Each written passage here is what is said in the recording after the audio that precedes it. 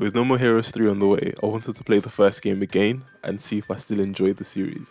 I really enjoyed it when it first released, and I want to see how it holds up now. The game was created by Suda51. Suda51 is the founder and CEO of Grasshopper Manufacture. Originally, he wanted to work in a funeral home.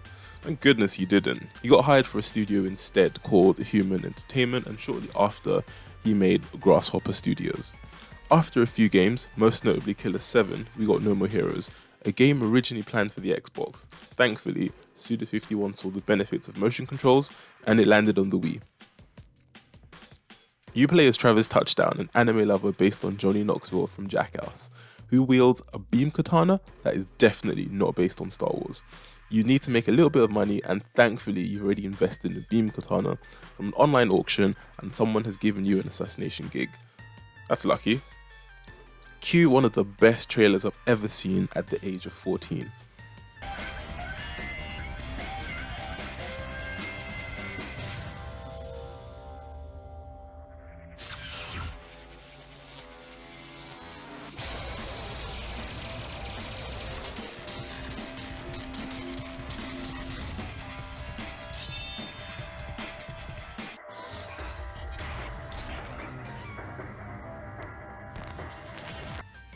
You now have to work your way up the rankings to become number 1. Why number 1? Because if you don't, someone else is going to kill you and take your place. Think Afro Samurai. Except, instead of revenge being your motivation, it's boobs. Did I mention Travis also wants to sleep with the woman who gave him the gig? Which happens if he becomes number 1. He's not the most orthodox protagonist, but if you wanted orthodox, this probably isn't the game for you. As Travis works his way up the ranks, he'll meet other assassins, which is where the game really shines. The game is split into 3 sections: rank fights, side quests, and the hub world. The hub world is very bland and unimpressive, but the areas you do interact with are given a lot more love. For example, the motel Travis stays in, which fills up with more otaku gear as you progress the game. The hub world is used to make money, learn new skills, upgrade your weapons, and find collectibles. Money is made by doing part-time jobs, which are basically fun little mini-games you'll only ever want to play once. For example, mowing the lawn or picking up coconuts. Thankfully, the point of these jobs is to unlock the assassination missions, which is where you'll make your real money, and it's important you do so because you have to pay a small fee to start these rank missions. There are collectibles hidden all over Santa Destroy where this game takes place, such as the dragon... I meant the Lovikov balls, and for every 7 you collect, you get a power-up. This sounds familiar. Where the game really shines are the rank fights.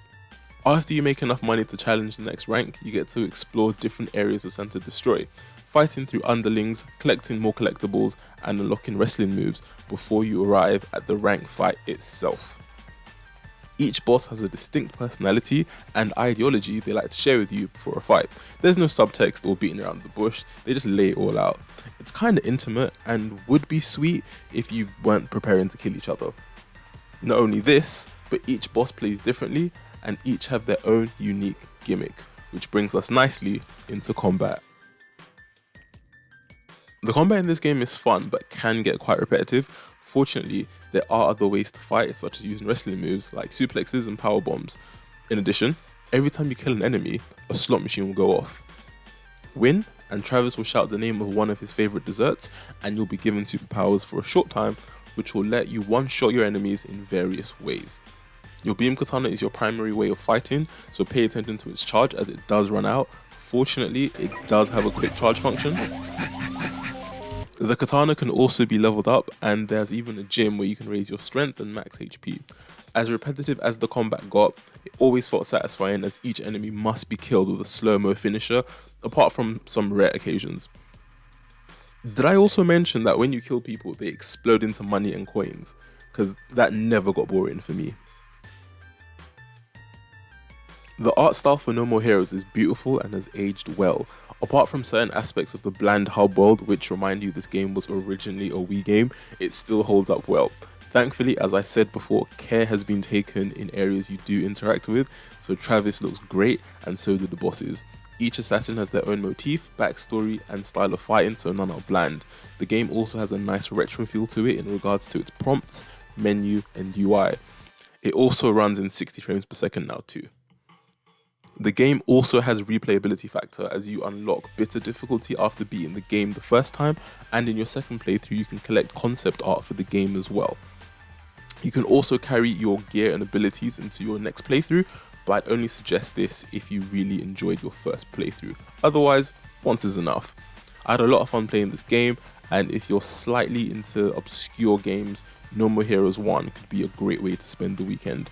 Great story, interesting characters, fun combat, and a game that doesn't take itself too seriously. I'm going to give No More Heroes a 7.5 out of 10.